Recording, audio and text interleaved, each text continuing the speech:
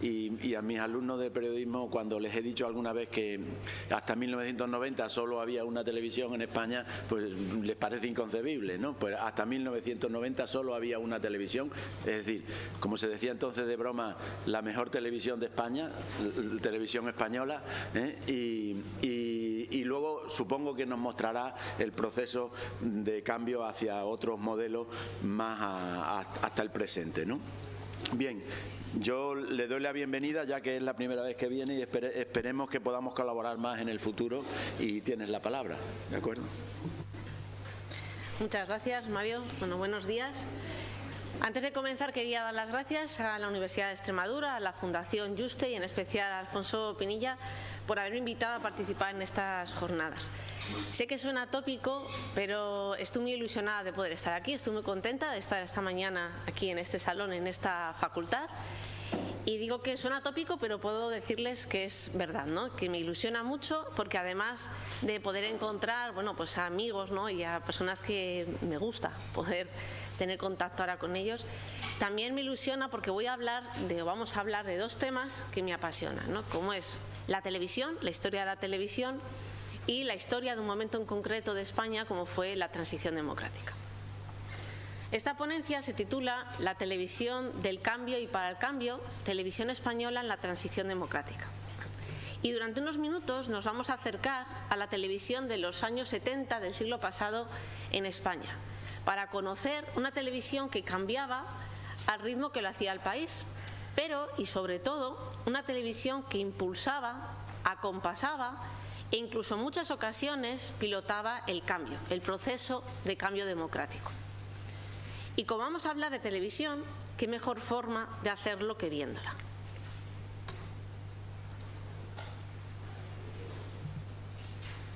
Hoy, sin embargo, tengo que preveniros de un peligro. Con la facilidad de los medios de comunicación, el poder de las ondas, el cine y la televisión, se han dilatado las ventanas de nuestra fortaleza. El libertinaje de las ondas y de la letra impresa vuela por los espacios, y los aires de fuera penetran por nuestras ventanas, viciando la pureza de nuestro ambiente.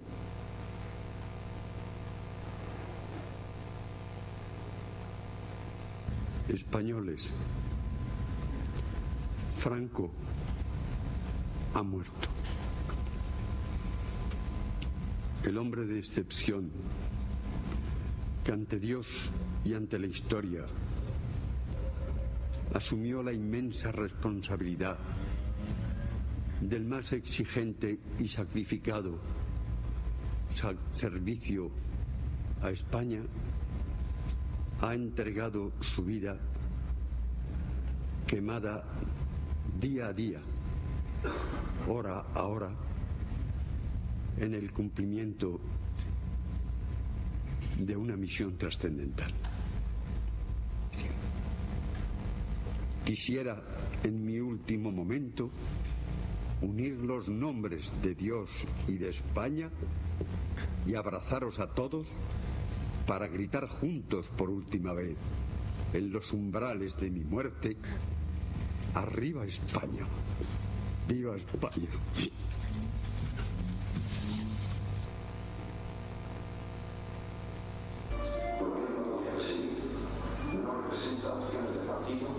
Sino que se constituirá un gestor legítimo para establecer un acuerdo político abierto a todos. La meta única y concreta, que los gobiernos del futuro sean el resultado de la libre voluntad de la mayoría de los españoles. Con esta ilusión, les invito a iniciar juntos un camino de futuro. La confianza que me envió a aceptar esta gran responsabilidad que he asumido me ayuda en el propósito de que la iniciativa del gobierno sea el reflejo puntual y auténtico de la voluntad popular. Si tuviera señalado la aspiración en este momento, creo que podría reducirla a una forma de clásica: gobernar con el consentimiento de los gobernados. ¿Qué hemos visto en estas imágenes? Al dictador Francisco Franco en uno de sus mensajes tradicionales de fin de año, cuando la televisión iba a comenzar a ser una realidad en España, 1955. Arias Navarro anunciando en televisión la muerte del dictador, noviembre de 1975. y Adolfo Suárez presentándose ante la ciudadanía tras haber sido nombrado por el rey Juan Carlos I presidente del Gobierno. Estos 3 vídeos encierran diferencias significativas y no me refiero solo a sus protagonistas, Franco, Arias Navarro, Adolfo Suárez, ni a su contenido. Estas imágenes nos están hablando de un cambio de mentalidad, de una manera diferente de entender un medio como la televisión y de entender el papel que la pequeña pantalla estaba destinada a tener en el ámbito político. El 28 de octubre de 1956 nace la televisión en España, en pleno franquismo. Nace tarde con respecto a otros países y nace, digamos, con pocas ganas y algo de temor por parte de la dictadura, como hemos visto en el mensaje de Francisco Franco.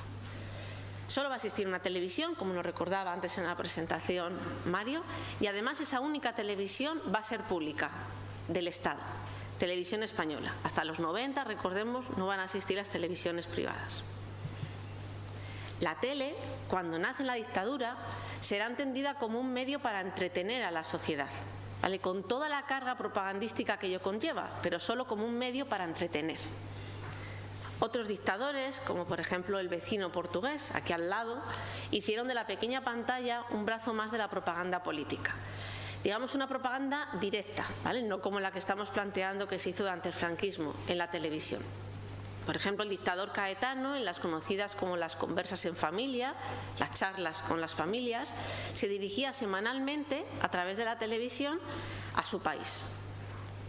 Pero Franco no entiende así la televisión ni el papel que ésta tiene que cumplir. En cambio, Arias Navarro, presidente del último gobierno de la dictadura, ve que la televisión es una vía perfecta para llegar mejor a toda la población. Por ejemplo, 3 meses después de comenzar su mandato, decide enviar un mensaje en televisión para fortalecer su gobierno.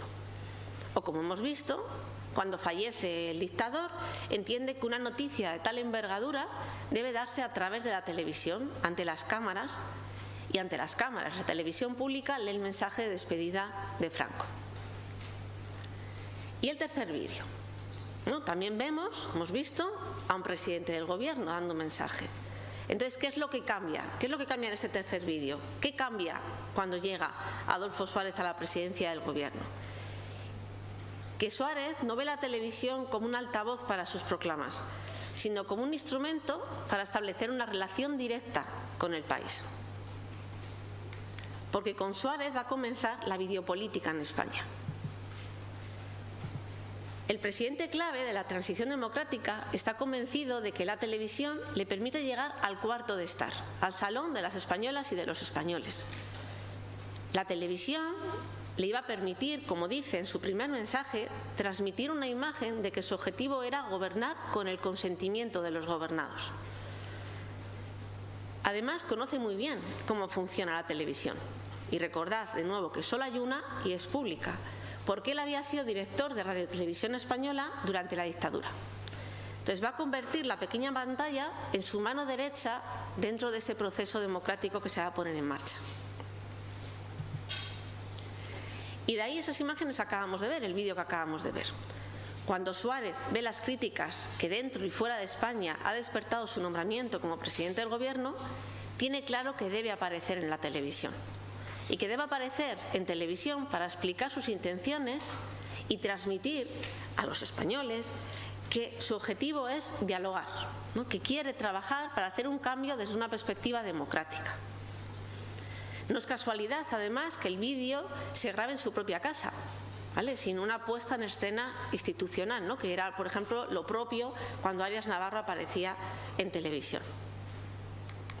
Y tampoco es casualidad que el primer nombramiento que haga Suárez cuando llega a la presidencia del gobierno sea el del director de Radio Televisión Española. Y tampoco es casual que nombre como director de Radio Televisión Española a un experto en publicidad y relaciones públicas, Rafael Ansón, al que ven en la presentación. Además, Rafael Ansón además va a ser el responsable de las campañas de UCD, que será el partido que luego liderará Adolfo Suárez. No es casual que Adolfo Suárez escoja como director de Radio Televisión Española a un experto en marketing y en relaciones públicas, Sansón, porque había que vender democracia y había que vender además un proyecto muy concreto de crear esa democracia. Así que un experto en marketing era la elección perfecta para dirigir la televisión del cambio y para el cambio. Por supuesto que hubo más agentes claves en la transición que no fueron la televisión, y lo estamos viendo además en estas jornadas, pero la historia del cambio democrático en España hubiera sido otra historia completamente diferente si no hubiera existido la televisión. La prensa, el Parlamento de papel, fue la transición un cuarto poder muy poderoso, además generador de opinión pública. La radio en ese momento, en la transición, no era considerada todavía como un medio de carácter informativo, como luego sí va a empezar a tener a partir sobre todo del golpe de Estado del 23 de febrero del 81. Pero la televisión era el medio que mayoritariamente se consumía en España a diario, como lo reflejan además las encuestas del CIS, ¿no? ¿A qué dedica su tiempo libre? A ver la televisión. Y el tiempo que dedica a ver la televisión, ¿de qué lo ha quitado? De escuchar la radio, de leer los periódicos, etcétera. Y no solo además es que la televisión fuese un medio con una audiencia amplia y cautiva, no había más que esas dos cadenas de la televisión pública, sino que además estaba en manos del Estado, era una televisión pública. Y más en un momento como el que estamos viendo en esta conferencia, los años del consenso de la transición, el inicio de la transición democrática. Es decir, los años previos a la aprobación de la Constitución, donde aún no había en España una legalidad democrática. Y los principales líderes políticos apostaron por generar un cambio y poner unas bases democráticas, huyendo en líneas generales de la confrontación. Lo fundamental para unos era sobrevivir, ¿vale?, para unos líderes políticos, y para otros lo fundamental era hacerse un hueco en el Parlamento. Así que discutir por el uso o abuso de la televisión pública por parte del Gobierno no va a ser un objetivo clave, por lo menos por ahora, ¿vale? Eso sí, a partir de diciembre del 78, con una Constitución de la mano y a pocos escaños de lograr la presidencia del Gobierno, por ejemplo, la oposición ya no va a permitir que la televisión pública venda solo el proyecto del Gobierno en cuestión, en ese caso de Unión de Centro Democrático. Pero hasta llegar a ese momento, ese consenso del que tanto hablamos cuando hablamos de la transición va a hacer posible que la televisión se convierta en uno de los ejes vertebradores de todo el cambio democratizador. ¿Y cómo lo hizo? ¿Vale? ¿Cuál va a ser la contribución de la televisión al cambio democrático? La televisión, además de entretener en esta etapa, desarrolló una importante labor desde el punto de vista informativo, propagandístico y formativo. ¿Cómo formaba la televisión? ¿Cómo educaba en democracia? Bueno, pensad que la sociedad española de aquel momento era una sociedad que había vivido casi 40 años en una dictadura. Así que se tenía que enseñar qué era la democracia, la gente tenía que aprender qué era una democracia. La televisión era un inmenso altavoz que llegaba, por ejemplo, donde los periódicos no podían llegar, ¿no? Con lo cual pasó a ser el medio perfecto para formar en democracia, para enseñar qué es eso que llamamos democracia. Para ello, de la mano de Rafael Ansón, el director de Radio Televisión Española, la programación se va a modificar, las parrillas se van a modificar para incluir espacios destinados a explicar cada hito clave del proceso de transición y hacer partícipe a la sociedad, que la sociedad entendiera que era parte de ese proceso del cambio democrático. Un ejemplo. El primer paso para llevar a cabo la transición fue la Ley para la Reforma Política. Una ley que marcaba el camino que había que seguir sin romper con la dictadura para crear una democracia en España. Así que en diciembre de 1976 el país tenía que votar si apoyaba o no esa hoja de ruta específica para hacer el cambio político en el país. Entonces, ante un momento clave, como era eso, se ideó toda una estrategia de marketing que quería conducir a un mensaje claro. Había que votar sí. No, votar no era cerrar la puerta al proceso de transición. La transición solo se podía hacer a través de ese plan y no había más alternativas. Votar sí era votar democracia y hacer posible unas elecciones democráticas en unos pocos meses en España. Y para ello se ideó toda una campaña de publicidad como la que vamos a ver en este breve vídeo. Televisión Española se planteó como una campaña publicitaria y de relaciones públicas. El gobierno contactó con varias agencias de publicidad para promocionar la ley de reforma política, antes incluso de que fuera aprobada por las Cortes franquistas en diciembre de 1976. En les grans decisions cal ser-hi presents. Si votes avui, demà podràs decidir. Referendumari erantzuten baldin badiozu, demokraziaren alde ematen duzu boza. Se respostas ao referéndum, votas a democracia. Galiza agarda a túa resposta. Referéndum nacional, 15 de diciembre 1976. Si votas hoy sí, podrás decidir mañana. Tuvo que ser una canción española con raíces tonadilleras auténticas, la que calara en el pueblo llano y sencillo y se entusiasmara y vibrara ante la palabra mágica de libertad. Era libertad sin ira. Algunos de los más emblemáticos iconos de la transición son las canciones y los eslóganes que en su día, tanto la propaganda institucional como los partidos, usaron para divulgar de forma eficaz entre los novatos electores españoles las diferentes opciones políticas.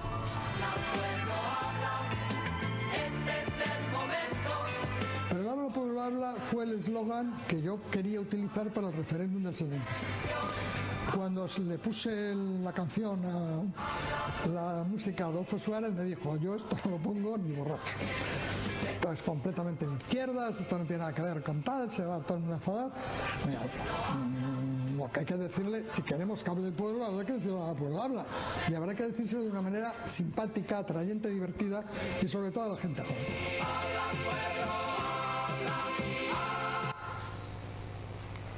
Pero además de anuncios y de una canción pegadiza, la televisión adoptó la programación diaria para incluir espacios donde se explicara en qué consistía la ley y por qué era positivo votar afirmativamente. Por ejemplo, programas de debate donde se hablaba de los contenidos de la ley y donde se mostraba una pluralidad que era propia de democracias, donde se establecía un diálogo que luego realmente eran justaposiciones de monólogos, ¿no? Porque no llegaba a haber disparidad real de opiniones, pero ya se estaba debatiendo, ya se estaba hablando de manera democrática de esa ley a la que se animaba a votar afirmativamente. Pero el que en la televisión hubiese debates, se hablase de política, no solo va a ser una novedad, sino que va a transmitir a la sociedad la imagen de que algo estaba cambiando en el país si estas cosas se veían en televisión.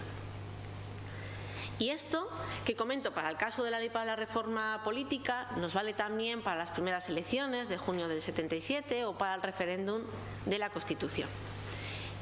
En cada hito clave de la transición, la televisión pública hizo una importante labor educativa que fue fundamental para que la gente conociese las claves de esa cita con las urnas. Y que además, y esto es muy importante, confiase en que su voto era secreto y que podía ir con tranquilidad y sintiéndose libre a las urnas para votar y elegir la opción que cada cual escogiera. Porque en la España de los 70 hubo que aprender a vivir en democracia. Todo era novedad, ¿no? ¿Qué es un parlamento democrático? ¿Cómo debo votar? ¿Qué significan cada una de las papeletas? ¿Qué es el Congreso? ¿Qué es el Senado? ¿Existe el voto secreto? Y todo eso lo enseñó la televisión, todo eso lo enseñó Televisión Española. Un ejemplo de ello lo vamos a ver en este vídeo. Un segundito, que tengo que ir a internet. Bueno. A ver.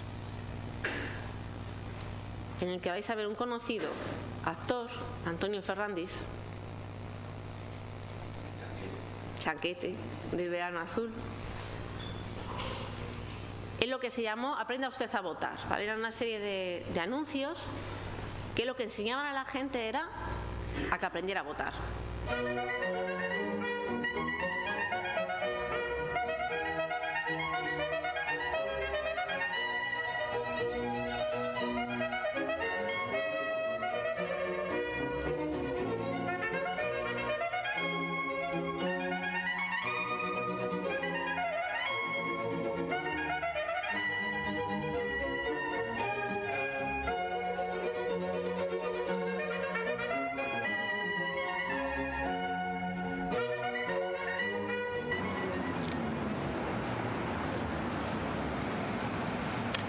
Usted ya sabe sin duda que el próximo día 15 de junio se van a celebrar elecciones generales en toda España. Estas elecciones tienen por objeto constituir unas nuevas Cortes españolas con dos cámaras, el Congreso y el Senado. El Congreso estará formado por 350 diputados, elegidos por sufragio universal, directo y secreto, entre todos los españoles mayores de edad, es decir, que hayan cumplido los 21 años. Esos mismos electores podrán elegir 207 senadores para el Senado. Para el Congreso, el sistema electoral se inspira en criterios de representación proporcional, con candidaturas completas, es decir, que no se puede añadir, borrar ni cambiar ningún nombre. Estas candidaturas representan a los partidos o coaliciones de partidos, o a las candidaturas presentadas independientemente fuera de cualquier partido. En cuanto al Senado, cada elector podrá votar hasta 3 candidatos de entre los presentados en su provincia. Los partidos políticos y las coaliciones, por su parte, se han encargado de ofrecerle distintas candidaturas, utilizando muy diversos medios de publicidad, mítines, asambleas, folletos, carteles, pegatinas, etc., así como realizando una activa propaganda a través de los medios de comunicación social, como son prensa, radio, cine, televisión.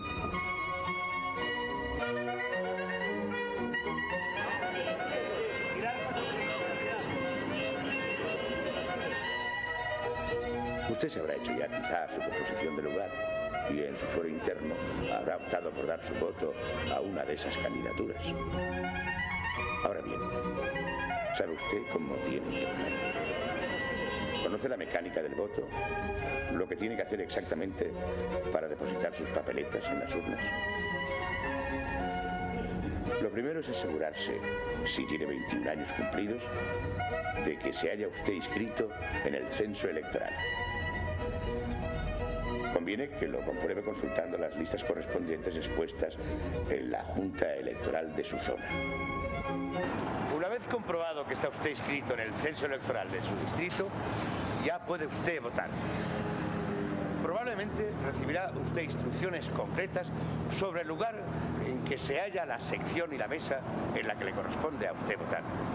También recibirá los sobres, papeletas, con las candidaturas de los diferentes partidos, federaciones y coaliciones. Pero caso de que no la recibiera, no debe usted preocuparse, ya que en todas las secciones y mesas electorales encontrará usted papeletas de todas las candidaturas y candidatos.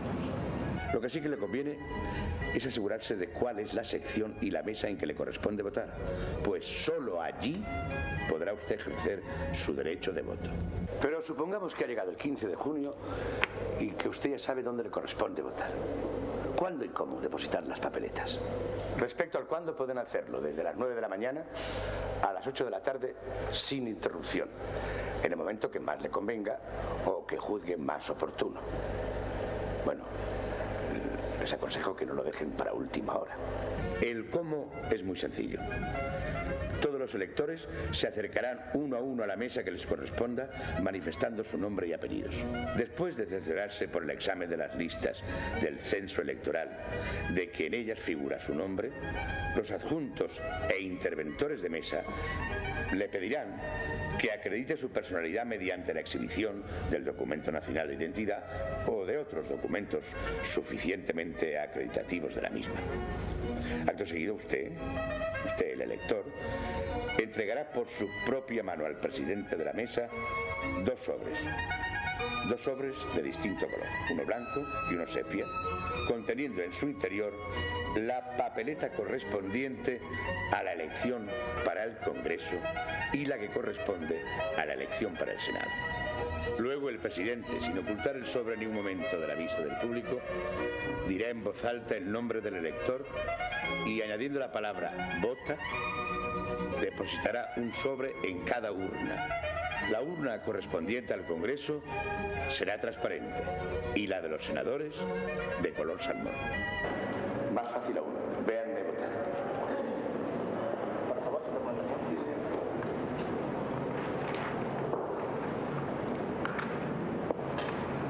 Antonio Fernández Monraval, vota. Es como les decía, había que enseñar al país a votar, porque era una novedad, porque había que enseñar lo que era la democracia. Y además se recurría a rostros conocidos, ¿no?, del ámbito del cine, de la televisión, en este caso Antonio Fernández, pero luego verán en otro vídeo pues, del ámbito cultural en general, para que la gente reconociese como caras conocidas que le hablaban de algo con normalidad, como era la democracia, con todo lo que ello significaba. Y además la televisión enseñó también que la democracia era algo positivo, ¿no?, que solo podía traer cosas buenas. Un ejemplo de ello es el programa que amenizó la primera noche electoral. Esa primera noche después de esas elecciones de junio del 77, que era la primera vez que se votaba a un parlamento democrático, un parlamento que iba a ser el parlamento que iba a elegir la Constitución, pues mientras que se esperaban los resultados, que tardaron en llegar, Televisión Española creó un programa de variedades, un programa especial que no de manera casual lo tituló Esta noche fiesta. Hay que ver con qué cara votan la mayoría de los españoles, es increíble. Votan pálidos, oye. Sobrecogidos, con un temor extraño, oye. Oye, nadie entra diciendo, ¿dónde está la urna? ¿Dónde está la urna que yo voto? ¿Dónde está la urna? Nadie. Todo el mundo entra sobrecogido diciendo al de la ventanilla o al de la mesa, diciéndole, por favor, si es tan amable, ¿podría indicarme a ver dónde voto yo? A ver en qué urna dónde hay que votar. Hay un jaleo con esto de los diputados y el Senado, y que como hay tanto partido, está el POS y el TS y el RTS, que un amigo mío se ha hecho un lío y ya vota la Renfe. Desde esta noche fiesta damos paso al Palacio de Congresos y Exposiciones. Adelante. El resultado final de las elecciones arroja una mayoría destacada para Unión de Centro Democrático. Otro ejemplo lo encontramos en los reportajes de Informe Semanal, el único espacio informativo que sobrevivió al franquismo y en el que Pedro Erquicia en la dirección y Carmen Sarmiento en la subdirección apostaron por reportajes en los que trataban cuestiones básicas en una democracia, ¿no?, cuestiones que tenían que ver con hacer de España un país democrático. Y una de las cuestiones por la que apostó este programa en especial fue la igualdad entre hombres y mujeres. Y de ahí la cantidad de emisiones que trataron el tema de la mujer en los derechos, el tema de la mujer en la Constitución, en el ámbito laboral, las madres solteras, etc. Reportajes sobre actualidad informativa con un fin informativo, pero también con un fin muy importante formativo. Consciente de la labor formativa que la televisión tendría durante la transición, Rafael Ansón, el director de Radio Televisión Española, puso en marcha a su llegada un cambio importante en toda la programación. No fue casualidad que los contenidos de Televisión Española se llenasen de espacios destinados a entrevistas, por donde pasaron personalidades claves del ámbito de la política, de la cultura, partidos, y además que las parrillas televisivas de la cadena pública se llenasen de espacios de debate. Espacios donde se convertían en un escenario perfecto para mostrar diálogo, para mostrar consenso, para mostrar diversidad de opiniones. Y además, el hecho de que la televisión mostrara ese diálogo, ese consenso o esa diversidad de opiniones en esos programas de debate, lo que estaba transmitiendo es que eso ya era una realidad en España. Programas como Cara a Cara, Cara y Cruz, el programa ya mítico del recién fallecido Balbín, La Clave, España Hoy, Más Menos, Opinión Pública, Tribuna de la Historia, o programas de entrevistas como ¿Qué es?, ¿Quién es? Estos programas no solo enseñaban qué era eso de la democracia, sino que al mostrar que la política había llegado a los contenidos televisivos, al dialogar, al mostrar puntos de vista dispares, desde el consenso se estaba transmitiendo la idea de que España ya era una democracia. Y esto último fue uno de los puntos claves de la estrategia de la transición. La democracia no era una realidad posible en España, era ya la realidad, ¿vale?, aunque estuviera muy lejos de serlo realmente. Normalizar lo que en realidad era anormal, lo que era extraordinario en el país, en un país que llevaba 40 años sin vivir en democracia. Rafael Ansón, cuando toma la dirección de Radio Televisión Española, tiene claro que no es tan importante lo que esté pasando como lo que la televisión cuente, muestre sobre lo que está pasando. Por eso rápidamente hace importantes cambios en la programación de las dos cadenas, ¿no? Como hemos visto, para incluir esos nuevos espacios, esos debates, esa formación, esos diálogos, esas entrevistas. Y especialmente va a dar un giro a los programas informativos, a los conocidos como telediarios. Mantienen el informativo de la noche, a Pero Macía, que venía ya de la televisión franquista, pero introduce tres nuevos espacios de informativos, tres informativos diferentes con caras nuevas, caras de periodistas jóvenes que no tenían nada que ver, no estaban relacionados con esa televisión de la dictadura franquista y que la gente no les iba a asociar con Franco, con el pasado, con la censura. Vamos a ver este vídeo donde vamos a ver al propio Rafael Ansón explicando ese cambio que produjo dentro de los espacios informativos y la finalidad que perseguía. Rafael Ansón acometió durante su mandato una profunda reforma de los programas informativos de televisión española, especialmente de los telediarios, dotándolos de un aire más moderno y democrático. La idea era hacer como 4 informativos que se hacían la competencia. La Lazcona hacía una cosa de juventud, de una extraordinaria expresividad y yo diría que una frescura enorme. Bien. Eduardo Sotillos era la voz seria y consciente y convincente. Muy lejano. Pedro Macía se sacrificó y hizo el papel de continuidad de la etapa anterior. Y luego con Gonzalo, el telediario de la segunda cadena era el telediario hippie. Era el telediario para que la gente joven viera la información. Era justificada. Y con la ayuda y participación. Si la televisión mostraba una imagen de cambio, era señal de que el cambio no solo era posible, sino que ya era una realidad en España, ¿vale? Ese era el objetivo. De la misma forma se actuó ante la violencia que conllevó todo el proceso de la transición. Las noticias, por ejemplo, reportajes sobre atentados terroristas, sobre secuestros, llevaban siempre de manera implícita un mensaje claro, ¿no? Que no se iba a claudicar ante los violentos que querían destruir lo que ya existía en España, que era un cambio democrático. No piensen que no es casual, y aquí en la ponencia anterior se ha hablado de memoria, que en el imaginario colectivo haya perdurado esa idea de que la transición democrática fue una transición no violenta en España. Y cuando llega el momento de votar, la televisión hace posible el mitin en el cuarto de estar, es decir, el mitin en el salón de casa de cada uno de los hogares del país. Así, en las primeras elecciones, las de junio de 1977, los partidos que presentaban candidaturas en 25 distritos o más van a contar con 3 espacios gratuitos en televisión española de 10 minutos cada uno, ¿vale? Los que tenían total libertad desde todos los puntos de vista, de mensaje, diseño y producción. Así, los televidentes pudieron escuchar a los candidatos de 9 partidos, escuchar sus programas, conocerles, ponerles caras, saber lo que querían hacer. Es decir, decidir su voto gracias a la televisión. Cada partido, con sus propios spots, sus propios anuncios, y muchos de ellos sin saber muy bien si tenía sentido, hicieron campaña en televisión. Es algo que se parece mucho, recuerda mucho cuando los partidos actuales comenzaron a hacerse perfiles en las redes sociales o cuando comenzaron a acudir a programas de infoentretenimiento como El Hormiguero. No sabían muy bien si tenía sentido, pero si algunos lo hacían, tenían que hacerlo todos, ¿no? Pues va a ocurrir lo mismo con la televisión de la transición. Todos los partidos políticos, los principales líderes, aparecieron delante de las cámaras de televisión para hacer su campaña. Luego, eso sí, cuando vean el resultado de esas elecciones, las primeras, las de 1977, ya no les va a quedar ninguna duda de que sí que era necesario aparecer en televisión para hacer campaña y ganar unas elecciones.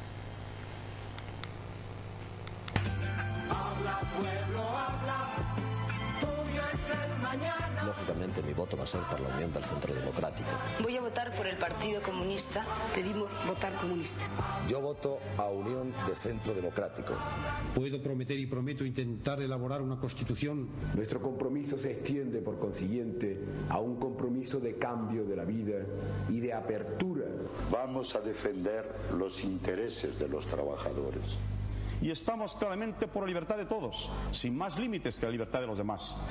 La normalidad y la participación masiva definen la jornada del 15 de junio.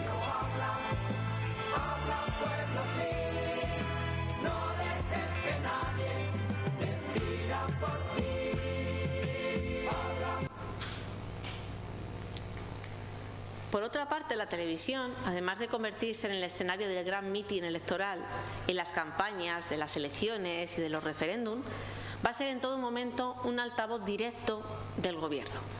No podemos olvidar, además, insisto en esta idea, que solo existía una televisión y que era pública, ¿no? Además, no había un marco legal, no había una constitución, no había un estatuto de Radio y Televisión Española, es decir, no había unas leyes que protegiesen del uso partidista de la televisión pública.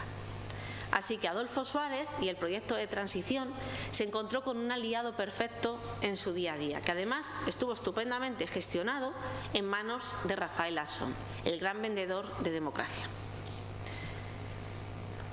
¿Recordáis que hemos visto que cuando fue nombrado Adolfo Suárez presidente del gobierno, lo primero que decide es aparecer en televisión, ¿no? Viendo las críticas que había generado esa decisión del rey? Pues cada vez que Suárez se encuentre ante un momento clave de la transición democrática, ante una situación crítica en el proceso, Suárez va a utilizar la televisión para hablar directamente al país. Ante el referéndum de la ley para la reforma política, en la campaña de las elecciones del 77, la víspera de las votaciones, ante los terribles sucesos de la Semana Negra, incluso cuando decide abandonar la presidencia del gobierno, lo va a hacer ante las cámaras de la televisión pública. Todo un videolíder conocedor del poder de influencia de la pequeña pantalla, o de la que antes conocíamos como la pequeña pantalla. Voy terminando, pero antes quería recordar unas declaraciones del propio Rafael Asson, director de Radio y Televisión Española, cuando afirmaba que la televisión de la transición tuvo un papel fundamental, ¿no? Y decía que si la televisión no hubiera tenido la capacidad técnica de transmitir al país la imagen de que el presidente Suárez lo había hecho bien, probablemente el resultado hubiera sido diferente. El gobierno Suárez era un producto excelente y lo que hubiera sido imperdonable técnicamente era no haberlo vendido bien. Y en este sentido, evidentemente, la televisión influyó y mucho. La historia de la transición en sus primeros años, los del consenso, hubiera sido otra historia si no hubiera existido una única televisión puesta al servicio de un proyecto muy concreto de cambio político. La historia de la televisión hubiese sido otra historia sin un líder del cambio como fue Suárez, conocedor del poder de la pequeña pantalla, con una inmensa capacidad telegénica y que contaba con un aliado, como fue Rafael Asson, que hizo de la televisión el pilar fundamental de toda la estrategia del cambio democratizador. Y la historia de la transición hubiera sido una historia diferente sin el interés político común, que en este caso, en la transición lo conocemos como consenso, que permitió que la televisión pública cumpliese esa función. Lejos quedaba ya la televisión como la entendía Franco o como la entendía Arias Navarro, ¿no? Recordad este vídeo con el que hemos comenzado la conferencia. Poco después, el sucesor de Suárez, en la presidencia del gobierno, y con esto voy terminando, Leopoldo Calvo Sotero, llegará a decir desde la crítica y con cierta nostalgia que la política estaba necesitada de distancia, misterio y mito. Y por ello no se puede invitar a las cámaras a entrar en la alcoba de los pactos o en la cocina de los desacuerdos o entre los bastidores de una sonada. La televisión, que todo lo trivializa, había modificado también la vida parlamentaria, porque los diputados ya no hablan para el hemiciclo, sino para la audiencia televisiva. Podríamos estar más o menos de acuerdo con la afirmación de Calvo Sotelo, pero lo cierto es que ya eran otros tiempos. De la mano de Suárez y Televisión Española había llegado a España la videopolítica, el videolíder. La política a través de la televisión, la información, el espectáculo y el entretenimiento habían llegado a España como la democracia para quedarse. Muchas gracias.